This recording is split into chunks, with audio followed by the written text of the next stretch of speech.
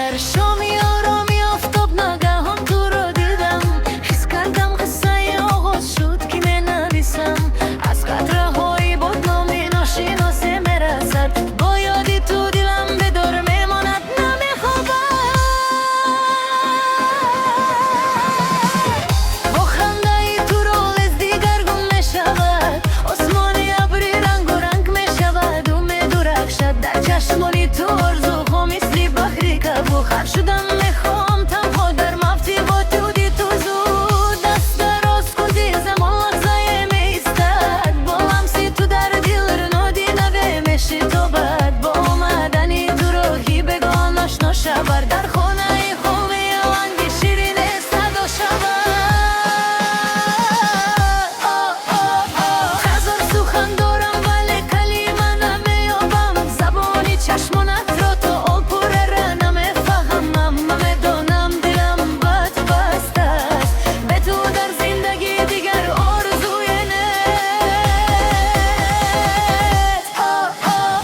عمر را هم از کردی، ستاره ها فروزان شدن، با نامی تو شبا را سفید نوشتم و خواندم. سرچند دور شویم در پهلوی دلم بیمان، تو عشقی اولین منی تو نفسی و ایمان. عمر را هم از کردی، همه چیز دیگر شد، در سایه تو آوازی محبت پیدا شد. حتی اگر هزار عمر بگذرد، اصلی تویم، دست به دستت میمانم، همیشه همراه تویم.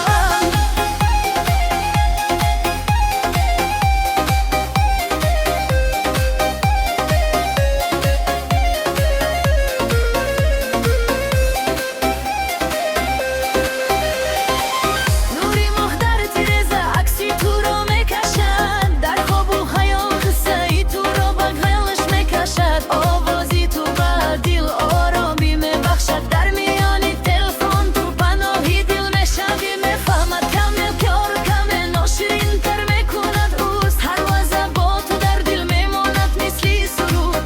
اگر در راه خراید دستم را بگید به همت، در تو گم میشوم شبی تاریک میگورزد زود.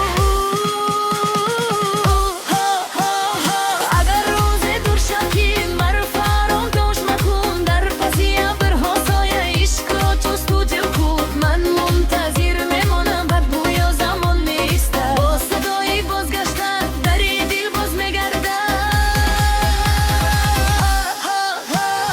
آسمان را لمس کردی، ستاره ها فروزان شدن، با نامی تو شبها را سفید نوشتم و خواندم. هرچند دور شویم در پهلوی دلم بیمان، تو عشقی اولین منی تو نفسی و ایست. آسمان را لمس کردی، همه چیز دیگر شد، در سایه تو آوازی محبت پیدا شد. حتی در هزار عمر بگذرد، اصلی تویم، دست به دستت میمانم، همیشه همراه تویم.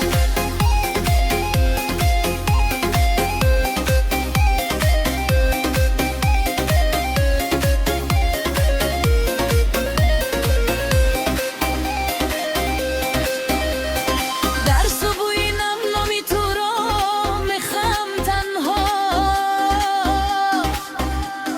در تپش دل با یادی تو